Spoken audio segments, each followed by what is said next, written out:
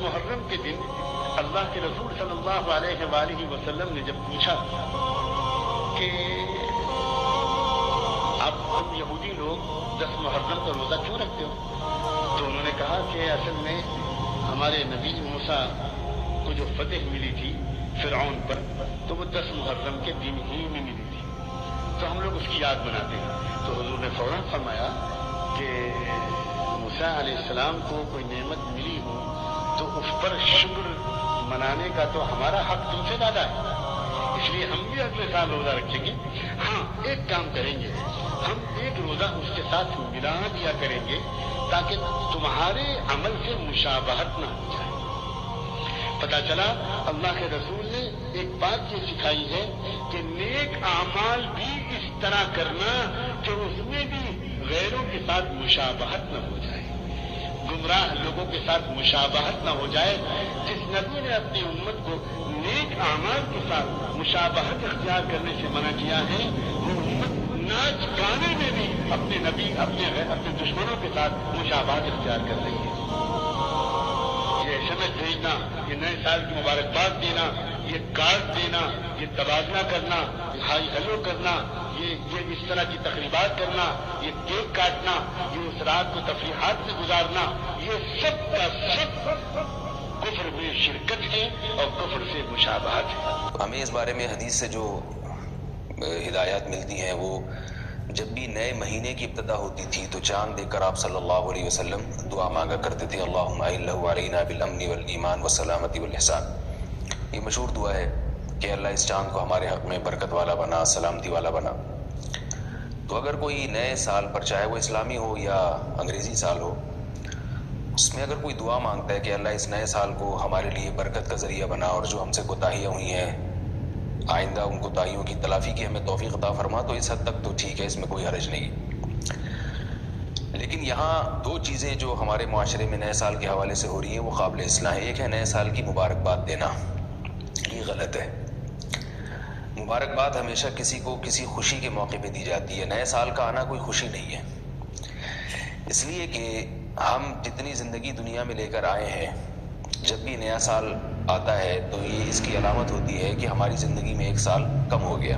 عیسائی جو ہے مسلمان ان کو کرسمس پہ مبارکباد دے سکتا ہے؟ بالکل نہیں دے سکتا۔ اپنے ہجری سال میں مبارکباد نہیں دے سکتا تو کافروں کے لیے کیسے مبارکباد دے سکتا ہے؟ نئے سال میں مبارکباد دے، یہ تو بدعت ہے، یہ تو کافروں کی رسم ہے، یہ ان کا دی ہوئی ہے۔ نئے سال کی مبارکباد دینا یہ کافروں کی رسم ہے۔ اگر یہ سنت ہوتی ہے نئے سال، حضور کی زندگی میں 65 سال گزرے ہیں تو حضور کو بھی تو لوگ مبارک دیتے ہیں کہ نیو ایئر کی مبارکباد دینا کیسا ہے؟ تو بالکل جائز ہے، مبارکباد دینے میں کوئی مسئلہ نہیں ہے۔ وہ رسومات کہ جو ہمارا دین منع نہیں کرتا ہے اور معاشرے میں رائج ہو جائیں، اس کو منع کرنا ہی غلط ہوتا ہے۔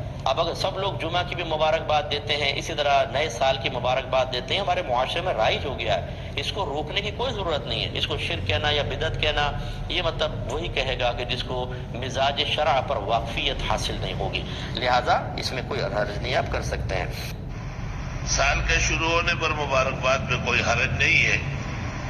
علامہ جلال سیوطی نے ایک کتاب لکھی ہے الحاوی، اس میں لکھا ہے کہ یہ ثابت ہے۔ آج بڑی شد و مت کے ساتھ نئے سال کا تذکرہ کیا جاتا ہے، پرانے سال کے تذکرے ہوتے ہیں، اور اللہ ہم سب کی حفاظت فرمائے۔ 31 دسمبر کو فحاشی اور عریانی کا سیلاب امنڈ آتا ہے، اور ہمارے وہ مسلمان بھائی جو ان خرافات میں شریک تو نہیں ہوتے لیکن نئے سال کی مبارکیں وہ بھی پیش کرتے ہیں۔ نئے سال کے نام پہ باقاعدہ مبارک دینا، اس کا ہماری شریعت میں کوئی تصور نہیں ہے، اس کا ہماری شریعت میں کوئی وجود نہیں ہے۔ سال آیا اور گزر گیا، نیا سال شروع، یہ بھی گزر جائے گا۔ اگر نئے سال پر مبارکباد دینی شریعت میں ہوتی تو ہجری سن کے آغاز پر ہوتی، اور تعجب یہ ہے کہ جس حد تک اس سن کو عام کیا جاتا ہے عیسوی کو، اس حد تک سن ہجری کو مسلمان اس کو روایت دینے کے لیے تیار نہیں ہوتے۔